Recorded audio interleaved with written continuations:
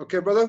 Yeah, So you were discussing your stepson Johnny. You know what I Johnny, mean? yeah. Your car got riddled with bullets, and you got hit how many times? Yeah, yeah. I think 1, 2, 3, 4 times. 4 bullets came to me. One in the head. One went, I don't know. yeah, I've got the scar here. One was lodged in my skull. It didn't penetrate. Look, brother, people see it's a mystery. People that don't understand the deen think it's a mystery or luck. This is a blessing, you know, like for a bullet not to penetrate my skull. You know, when we say penetrate the skull, it's not just the skull, it's a tissue layer. Yes. If you just even touch that little part of the cushion, you become brain dead, you know? So it didn't even get to that. And how much of a width of the skull? So I've been blessed, brother. And this is the message we want to give our young bloods, you know, our young brothers and sisters around the world, non-Muslims, that we get a bad rap, you know, and the way they see Islam through certain criminal entities or terrorist groups doesn't give us justice. So we want to make things clear. Definitely. I came from a Roman Catholic family, staunch patriot of Italy. I grew up in Australia, in a racial country when I came into it. Yeah. I was gangbanging since I was a kid. I'm at a point now that I lost my stepson in my arms. You know, like I blew air in his mouth, and all I could see bubbles. He was gone, brother. Yeah. There was a part of me that wished to God that he would still be alive. So I frankly was saying, La ilaha illallah, La ilaha illallah, shadu la ilaha illallah. He was Muslim at this time. Yeah, we were Muslims, brother. Alhamdulillah, right? Alhamdulillah. He said Shahada, a few years back, you know, and we were Muslims. Obviously, we were still praying. We're still going to the mosque. Still in the streets. You know what I mean? Yeah, still new Muslims. You know what I mean? This advice from, we still have Muslims like that and people back home that they just accepted the religion of Islam, so they might still be in the streets trying to get out. But then you got Muslims who've been Muslim and now they want to run to the streets. So this message is very important. You know what I mean? Absolutely, brother. And you know, one thing that I want to make clear, I'll get back to Johnny in a minute. First, I want to give him props, my boy. He had the most beautiful face, the most amazing soul. And I'll tell you now, brother Mutabel, Napoleon, my boy, my brother, I tell you something right now from my heart. I've seen them all. I've seen all the biggest gangsters, you know, the most hardest, scariest dudes. I faced them, no problem. The allies in the same club, I've seen them all. Definitely. Staunch guys, wrists made of steel, they hit you, they finish. Yeah. Fearless. But I've never, ever met anyone as loyal and fearless like my boy. He stands out from everyone, and I say that with conviction. Not to give him props because he's there and he's my stepson. Sure. He was the real deal. He was 10 times the man I was, but I want to make that clear, right? So I want to give him props for him. Allah SWT grant him the highest Fidaus Jannah. Amen. Now going back to our beautiful community, our beautiful ummah, we want them to wake up. That life there, and this is the reason we want to talk, that life there doesn't create happiness. Yeah. It creates an illusion of happiness. We want to make this very, very clear. An illusion of happiness. In that life, bad things happen.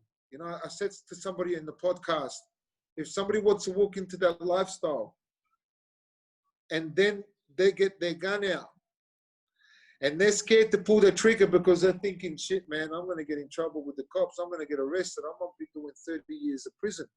Then that's not their life.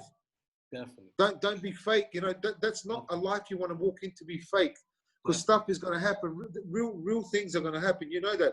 They're just around the corner.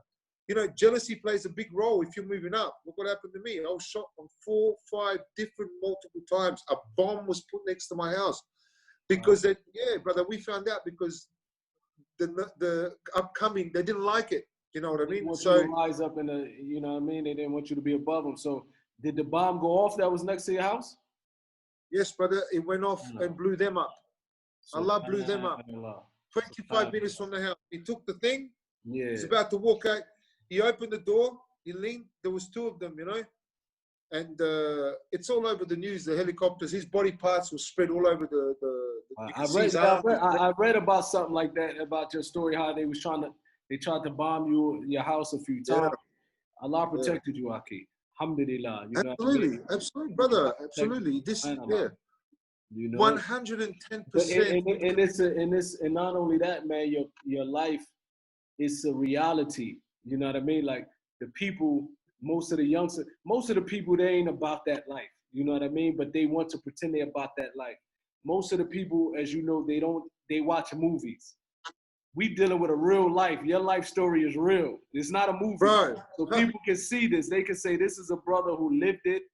He survived it. And he's telling us it's not worth it. You know what I mean? It's not worth it, brother. I made my millions. I had my house. I had my cars. I had my bikes. I had my notoriety. I became the state president of my whole state, of one of the most notorious club in the country. They were called the Comancheros, the most notorious. All other clubs feared.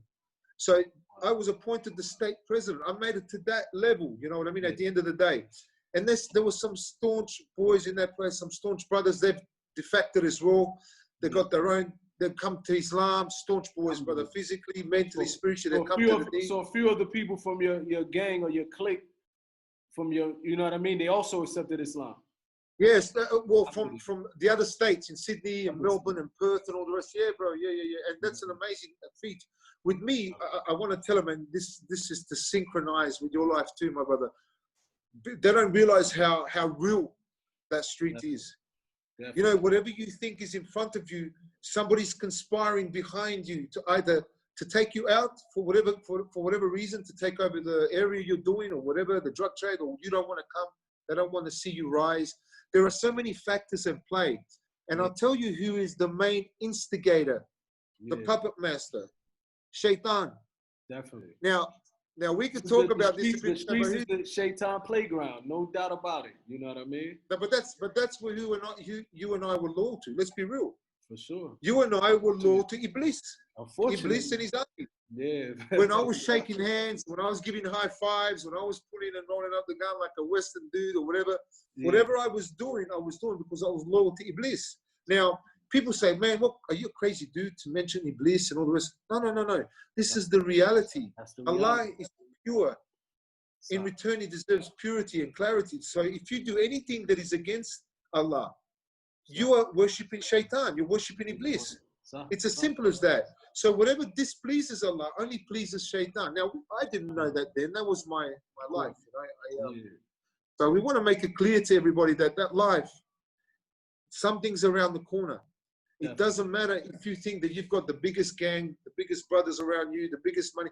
Look, brother, I've always said to somebody, I'd rather somebody respect me out of love than respect me out of fear. Definitely.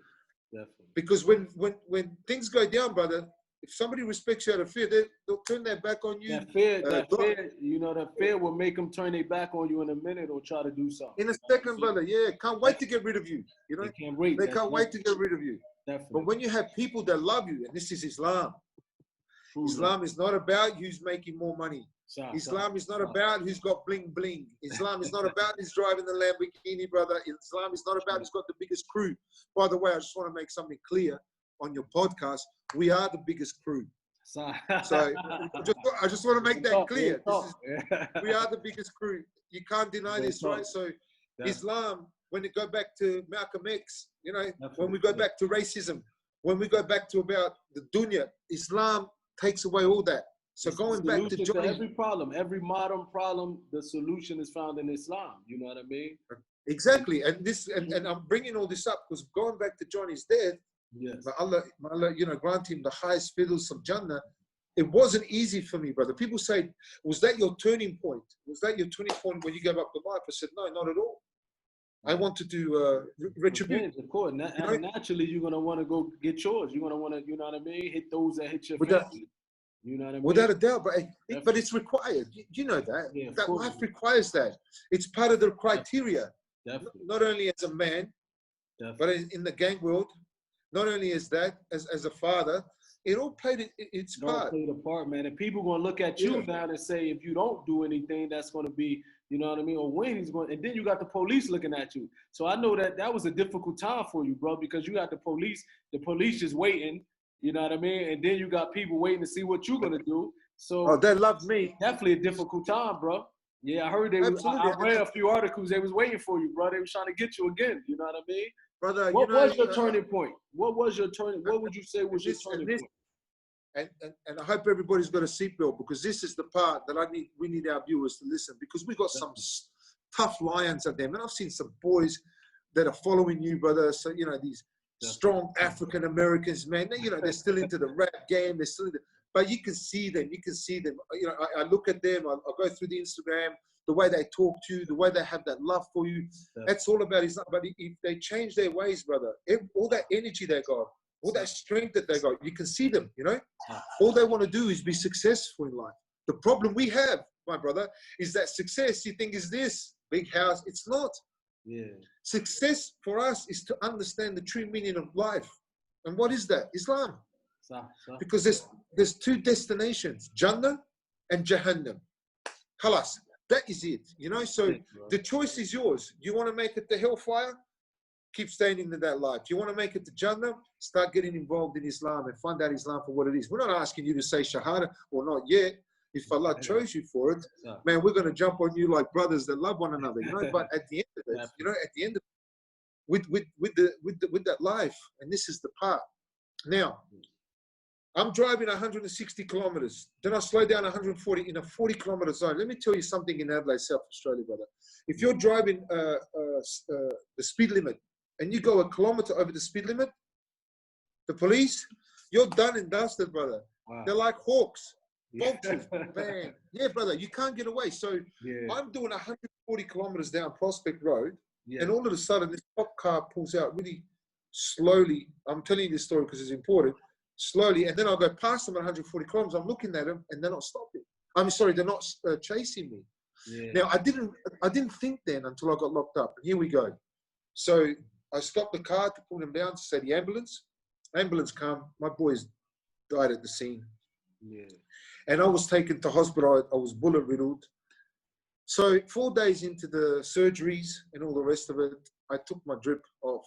The doctor goes, "What are you doing?" I said, "I'm okay. I don't need you to keep going," because they're putting me on oxycodone. To their defense, I was in pain, fair enough. But my mindset was to assassinate and retaliate. Yeah, bro, of course, absolutely. So when I was walking down the corridor of the hospital to get out, brother, 5 to 6 detectives walk up and say, "Vince," I said, "What is it? We need to talk to you." I said, "What's it about?" And they said, "Look, you're under arrest." I said, "What?" "Bro, I'd rather be shot every day than have broken ribs. I can tell you that right now, bro. The broken ribs are the worst pain on the face of this earth, right?" So I couldn't talk or whatever. I tried to struggle and said, "What?" And I collapsed with my ribs. I said, "What are you arresting me for?" "For drugs." In the car where Johnny died and where I was, in the back of the car, there was a bottle of amphetamines. Yes. So when they tested it, they popped their champagne bottle and said, "We've got him." Down a few months later in court, no DNA, no fingerprints. I was exonerated. But that's not the story. I just want to explain to you. So they arrested me and they threw me into prison. So for 14 months, I was locked up in 22 and a half hours, up to 24 hours locked. Yeah, brother, this is called G Division. It's a prison inside the prison. If you hurt somebody, kill somebody, fight, if you do bad stuff in prison, they put you into a prison. We call it the hole, the hole. Oh, yeah, the hole, G Division, punishment, right? Yeah. So I was in there, and that's when I changed my, that's when I started reading the Quran. And I read the Quran many times before that, brother. But this time, it actually spoke to me. And I say this with conviction. Any scholar wants to go against me in what I'm saying, that's fine. May Allah reward them, but I'm going to tell you straight. Definitely. It felt like I was talking direct with Allah. Definitely. The Quran was speaking to me. The book itself. Now, we know that the words in the book are the words from Allah. So I say that Allah was speaking to me direct. Exactly. And brother, it's like a baseball at the back of my head. Like, it hit me so hard that I would understand. It was like depicting everything. And it got to this one ayat, which is my favorite. I said, every soul shall taste it with Allah's leave. Everything is written. If you want the good things of this life, we'll give them to you. If you want the good things of the next, we'll give you those as well. When it said that every life, every death is written, I poured my eyes out, brother. I cried like a baby. I was gone, brother. I flooded the cell. I was so overwhelmed with that ayat that Allah subhanahu wa ta'ala granted me hidayah in such a way that I understood now that no matter what I did, whether I was a secretary with my hair parted to the side and a tie and glasses, right? Yes. I was gangbanging. My boy had to die that day, right? It was Allah's rule. So I realized that was my sign to witness. So I honored Allah. Definitely. I took on the Quran, and I keep saying to people that I wouldn't even put my worst enemy, who was the murderer of my son, in the position that I was in that jail with all my emotions, brother. It was chaos, brother. I can tell you now, the only way I can explain this, and may Allah really guide you to believe me. Amen. You know the mountains, when we climb up the hill to exercise, right? Yeah. Usually they're like this, some are like this, a little bit on the steep. Brother, mine was like that, you know, and I'll tell people I'm climbing this mountain with my nails, with the jaws and my elbows, and I'm looking down, and all I see is these wolves trying to jump and devour me. Brother, those wolves were my emotions. If I let go of that mountain, which is the Quran, those emotions were going to kill me. But I don't know if I would have been mentally stable or emotionally distraught for the rest of my life, medicated. This is serious stuff. I'm telling you from my heart. I already know, man. I know people that have been in the hole similar to for years. A lot of people break.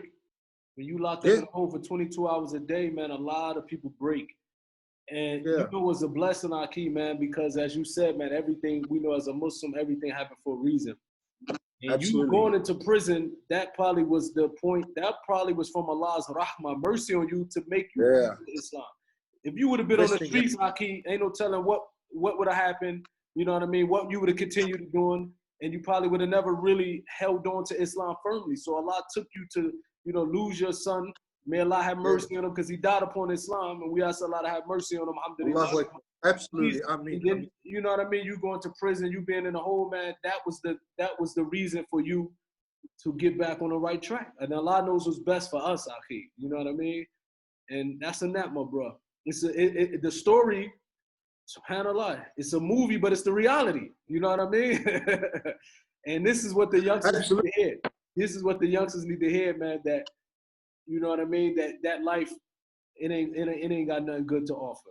It's alluring. It bling bling. We get it. It's alluring. The car, this and that. And what comes with it? Prison, death. You know what I mean? What the things. 110%. 110%. Any man or woman that will tell us that they can get through that life without any of these things chasing them down, chasing them down wherever they go, all over the world, they're following them. No matter what, everything they do, they're deluded, brother. You know, and the problem here, it's not yourself only. Yeah, you suffer. You're doing 30 years of jail, or you murdered someone, or you got killed. I mean, if you got killed, you're not around. But you know who suffers? Your mother, your father, if you have any. You know, God bless them. Your brothers, your sisters, your siblings. But it's like a domino effect. It's not just you. Now, it's not only you. Not just you, but let me ask you this question. You love your son? Of course. Your sons? Of course. You love your wife, right? Of course. Okay. Definitely. Now, if you saw your wife suffering with emotions and pain, or your boy suffering with emotions, it'll hurt you, right? It'll affect you. If my wife was hurting, man, it'll affect me, right? If my kids were hurting, it'll affect me. You know that feeling you got? Definitely. Now imagine, that's like a domino effect. Imagine what they're going through imagine they lose their dad and they have to visit their father in jail for 30 years. That's the domino. Imagine that feeling. You're definitely right. When you're in the streets and you're in that life, it's not only you affected, it's your loved ones. No, absolutely. And mashallah, man, one of the things I love about you, most of the time I see you post it, your video, you always with your mother, taking care of your mother. Yeah. That's beautiful. Now that's gangster. You know what I mean? That's gangster, mate. She's over there. She's over there watching a bit of TV. My queen, mate. That's absolutely, bro. Hey, look, man. I want to make it to Jannah, right? And the number one ticket to make it to there is under the feet of my mum. You serving your mom. Let's be straight, right? So what am I going to do? Of course, I love my mum. That's a given. But at the same time, that's my ticket to Jannah. Having said that, we want people to know that Islam has shaped my life, has shaped yours for a reason. You know, I've never felt so happy. Is my life perfect, brother? Absolutely not. By no means. By no means. I've got hurdles to climb and stuff like that. But I like to keep my life active. You know, I like the memory of my Johnny. You know, I don't want him to. For example, when he passed away, it was a tough time for me. I saw his janazah, his funeral, from the medical bed of the hospital of the prison. They wouldn't. I tried to get out on bail, brother. They would not let me out. It was such a bravado, the courts, you know, what do you call it? Safety of the community. They made it look like if I got out, all hell would have broke loose, right? Yeah. And I saw his janaza on the thing. It was a tough pill to swallow, brother. So in prison, this is the mountain I was climbing, brother. And the Quran was my light. And I say this with conviction. Wallahi, brother. Every time I read the Quran, I felt a sense of peace. Now, did I flood myself with tears? 110% daily, throughout the day. It was a cleansing that I needed in my life. But I never had more clarity, more understanding, more direction, more belief in things in life that made sense to me than that period of time locked up in the whole G division, right? And reading that Quran, it changed and shaped my life. Now, before I got out, every night that I went to sleep, every morning I wake up, every time I trained outside in the yard, everything I did, I was thinking for retaliation. I want to make this clear. Sure. It was my right. Naturally, that's going to come natural. You know what I mean? Brother, you know, when you have a blueprint, I keep telling people, blueprint of the business you want to fix. I had my blueprint. Definitely. What to get, how to see. I was ready to go, brother. I was set.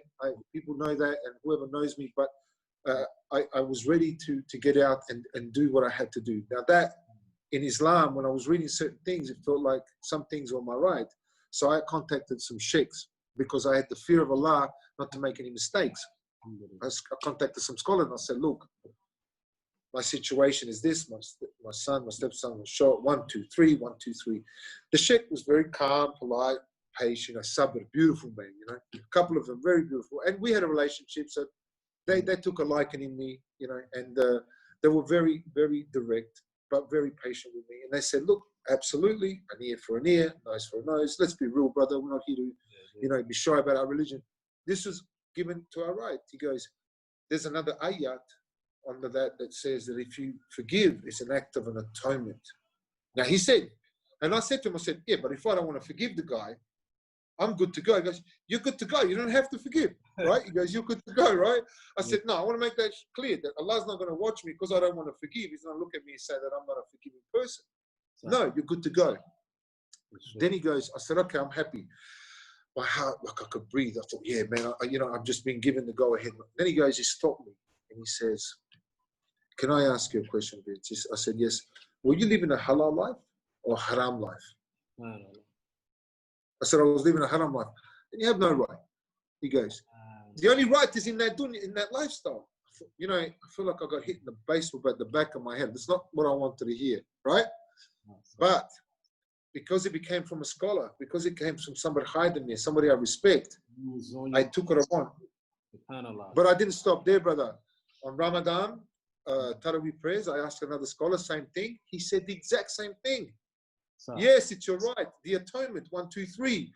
I said, I don't want to forgive it. There's no problem. Don't forgive. It's your right. But Vince, let me ask you a question. Imran Abdul Salam, you know, they used to call me. Were you living a halal or haram?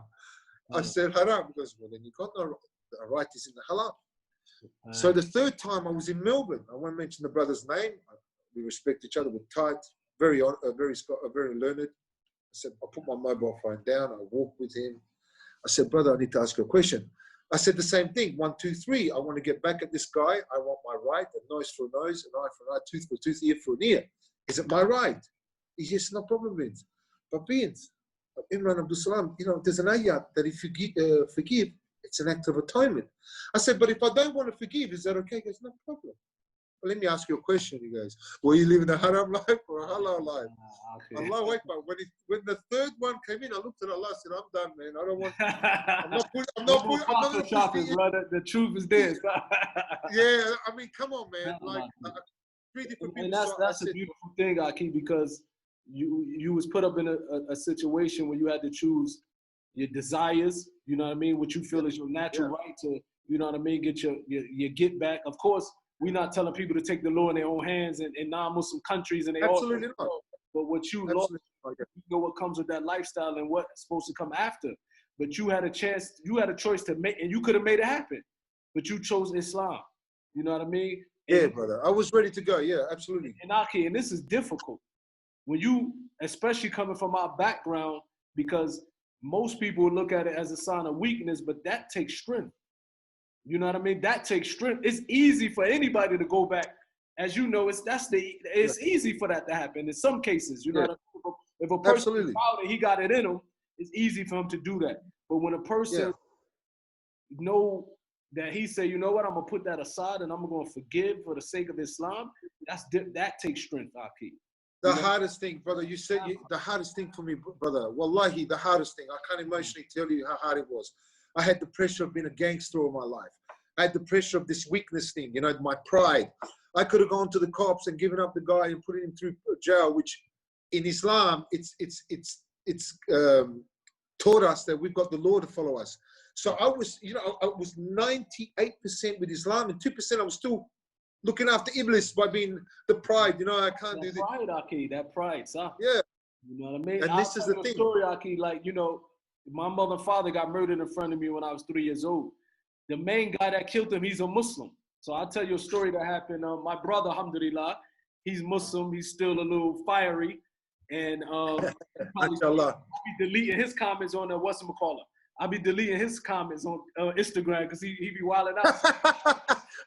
When I first became Muslim, I was in Jersey and I was talking to another brother. He was known to be one of the forefathers of the Sunnah in America. You know, he was the forefront of, you know, calling him the Sunnah. Dawood Adib, he's an older brother. Yeah. So I was at a conference with him and he was mentioning, he said, look, you know, the dudes that murdered your mother and father, he's Muslim, he's an imam in prison. And actually there's a Muslim correctional officer who's in prison with him. And I just heard it and I was like, okay, went through one ear out the other ear. A few months later, I was in Los Angeles with my brother in my brother's house, and my brother came to me. He was like, guess what? I said, what's up? He said, one of our homies that we grew up with, he's sharing the same cell with the dude that killed our mother and father. And he said, so the homie called my brother, you know, we call it rocking to sleep. My homie was rocking to sleep.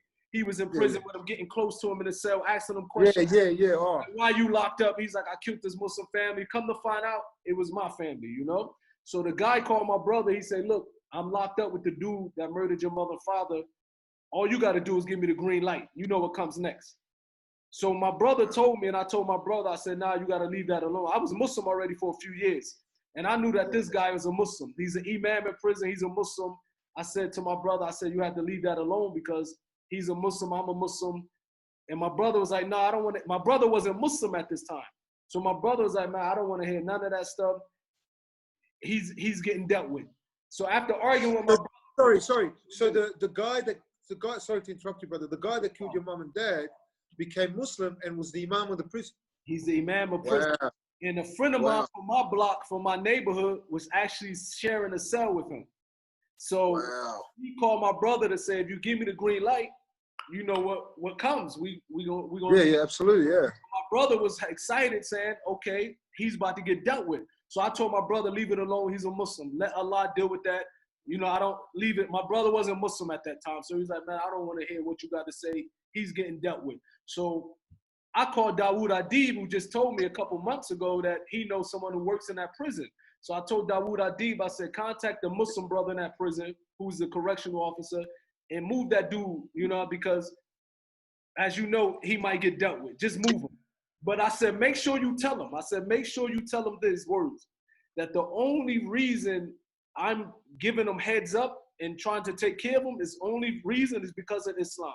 I said, also let him know that the one who's trying to save his life is the son of the one whose parents he killed. But let him know, well, I said, please just explain this. It is only Islam is why I'm doing this. You know what I mean? Allah Akbar. When he got out of it, you know what I mean? So years later, my brother became Muslim. And I told my brother to tell him my brother what happened. I said, remember, when this, I didn't tell you, but I'm the one that did that. So my brother was like you. He was like, he was still upset. He was like, I understand, but Islam, it doesn't mean you forgive him, but doesn't mean I have to forgive him. You know what I mean? He said, because Islam, we have our choice. He said, okay, if you want to forgive him, I don't forgive him. My brother's still angry with it. He remembered it more than all of us. So I said, you're right. And in Islam, if that's how you feel, you don't have to forgive. If I want to forgive, that's my choice. That's the beauty of Islam. Yeah. Absolutely, brother. I'm very proud of you. And I want to share an ayat out of the Quran that you exercise. And another thing I'm jealous, man. This is some hardcore points here, bro. You know, Allah says if you save an innocent life, it's like you've saved the whole humanity. Whether Muslim, Jewish, Hindu, no matter what color, what race, doesn't matter.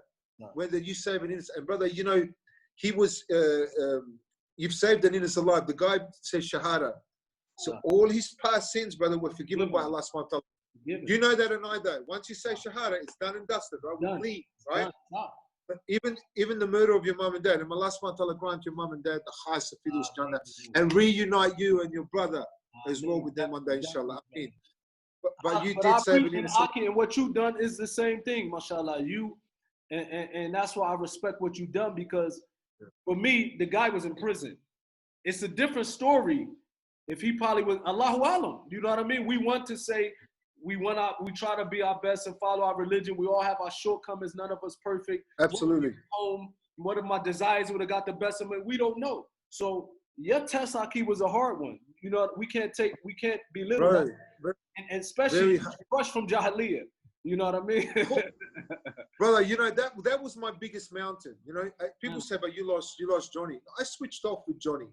I had to switch off with Johnny. It was too painful, just the thought, you know, it's not an easy thing to look at photos and his face, you know, and I'm still now, brother, you know, my wife, she's my biggest psychiatrist, you know, she's my psychiatrist, she's my social worker, right? She has the ability to allow me to understand where I'm at. And she knows, she tells me that I've suppressed many things with Johnny. The reason being, brother, if you would have met Johnny and you would have socialized with him, you'll understand where I'm coming from. You know, he was loved by everyone, brother. You know, I know that Allah subhanahu wa ta'ala took him. My wife said, you know, Allah says that, she said that Allah took him. So he wouldn't have to be part of this world and sin anymore. In other words, it was a blessing for him. People see it as a tragedy. Allah took him on Islam, Aki. You know what I mean? And he died as a Muslim, alhamdulillah. Allah forgive all sins of the Muslim. And it's a chance, mashallah, may Allah unite you with Johnny and Jinnah. You know, and bro, I mean, brother, I mean. All of us. All of us. And this is what we want to get, brother. I mean, and you know, we can have anything up there we want. I'm going for the biggest lion with the biggest mane, wings.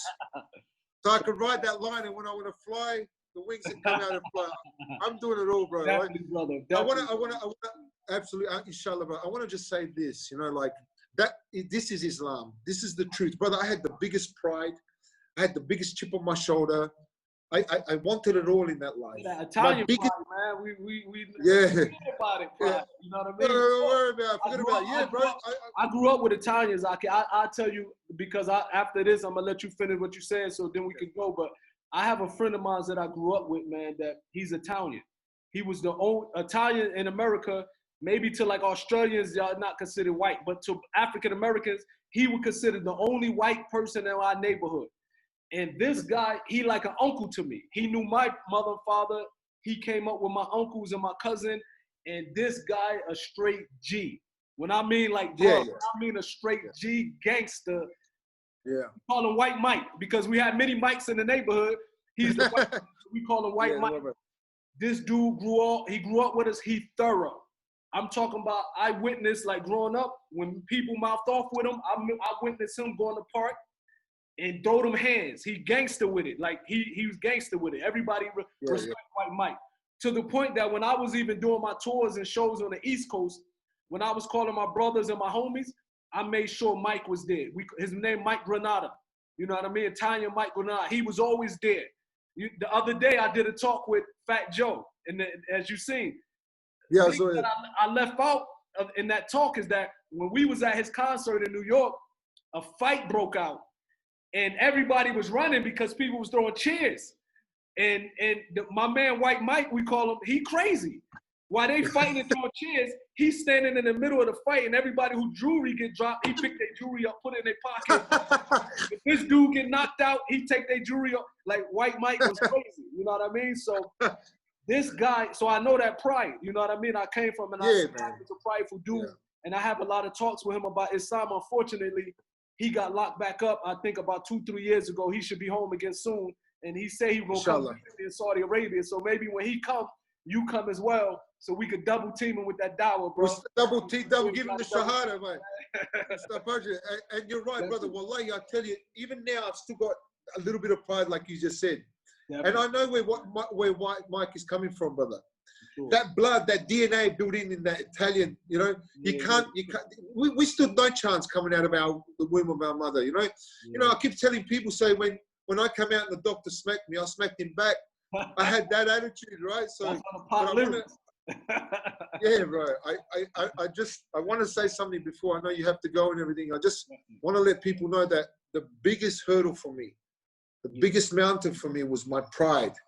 You know, it was the hardest thing not to knock this guy. It was the hardest thing not to retribute this guy. I was done. I was ready. I knew where to get the things, my blueprint.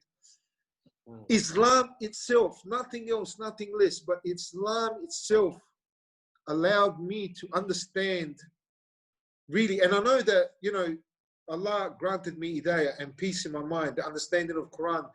The belief of Islam was so strong in me that I truly believed there was heaven and earth, without a doubt, with conviction. Nothing led. And I finally found, brother, the true meaning of life.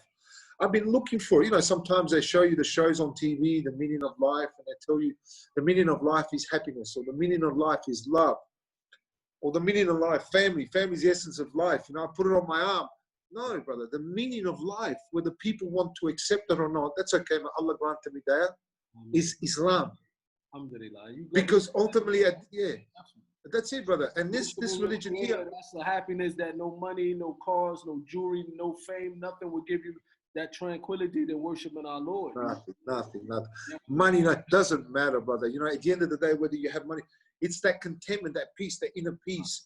The direction that I found with Islam, it's the only thing that allowed me to even think and then act upon forgiving this guy. Now, can I be real with you? You know, when I said I forgave the guy, I did. But I know that if he was in front of me, I'd probably maul him. You know, at that time, I was still fresh, you know. Really. Yeah, bro, like, you know, and that's natural that way. You know, the time of the Prophet ﷺ, when he seen the killer of Hamza, even the Prophet ﷺ said, please go. Don't let me see your face. Like the Prophet did. So it's natural that you feel that way, Akhi. May Allah allow you to never see him. You know, you know, I'm still there, right? So I forgave him. I'm not chasing him. I'm not organizing phone call. I'm not doing anything, you know. I'm okay, no worries, you know. But I knew that I'm still fresh. He was in front of me. I'd maul him. I know I would. I know that I had that thing. But as time went on, I mean, I still don't like the dude, you know. I ask Allah that if He chose him for Islam, bring him to the Deen. Amen. But if he hasn't chosen to deal with him in this life and the next, I'm into that. Amen. So this religion allowed me to, and I would never, ever thought that I would ever make that decision in my life. I never have. People shot my house, I come at you. You want to put a bomb at me, we'll come at you. It was like that, tit for tat. Nightclub, you come at me, come with a knife, I've got it was like that. It's all over the papers. It's not something I'm trying to brag about. This is a legitimate. So this life, Islam really taught me, first and foremost, brother, to love and to forgive, to understand life for what it is, you know. And now that I've grasped finally in my life, I've grasped, like you and our brothers and sisters, the true meaning of life. I have contentment in my life. You know, I'm divorced with my ex-wife, whatever, and I keep saying to people, I've learned how to love my wife. Without being physically abusive or mentally abusive, I've learned to love my wife. I've learned to appreciate my kids. I've learned to love my life. I've learned to understand my brothers. You know, Allah says in the Quran, you can never truly be a believer if you don't want for your brother what you want for yourself. Now that ayat is pretty hard to do. Definitely. We can talk the talk, you know, but how can you walk the walk, you know, with that? And it's pretty hard. So I want to make it very clear that whatever people thought I was then, whatever strength they thought I had in that life, whatever gangster they thought I was, whatever, you know, discipline, they have no idea. I feel it 10 times more. And I feel Allah. And I want to claim something today with you. Definitely. You know, the people call the criminal world gangsters. Yeah. This is a wrong analogy for them. Yeah. If you want to call them mobsters, mafia or criminals, no problem. The gangsters belong to us. the Muslims. And I'll tell you why. All right, that word derived from the Sahabas, Sahabi, gang. So if you want to say OG and gangs, we are the ones. Yeah, We're the gang. OGs, definitely, man. These are the originals. They are the real OGs. You know the what I mean? originals who put it down, and they put it down for Allah, man. And may Allah allow us to be like them, and Allah forgive us. Yeah. Aki, Allah reward you, man, and bless you, Aki, and give you good in this life, good in the next life. Unite you with your loved ones in Jannah, and keep doing what you're doing. Keep shining, man.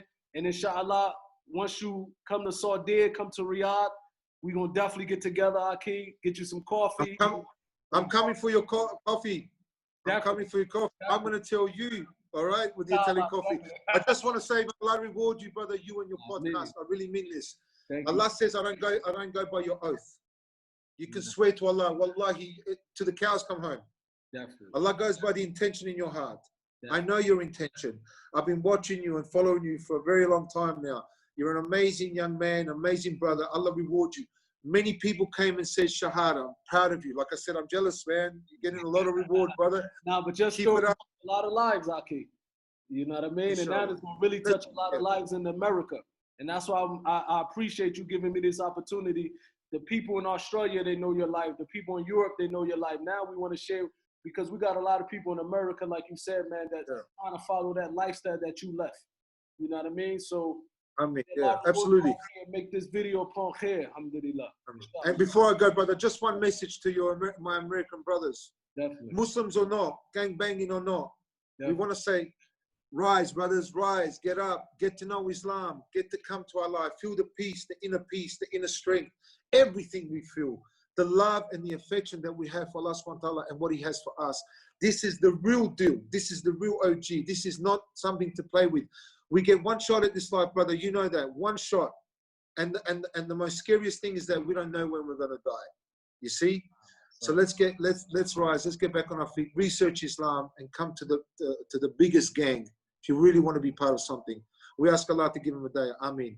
Thank you so much for having me on, brother. I really appreciate your time, man. Jazakallah khair, brother. Say hello to your moms for me. I love you for the sake of Allah. May the one you love me for love you, Aki. Ameen, ameen. Alaikum salam wa rahmatullah. Ciao, brother. Be safe. Brother, peace.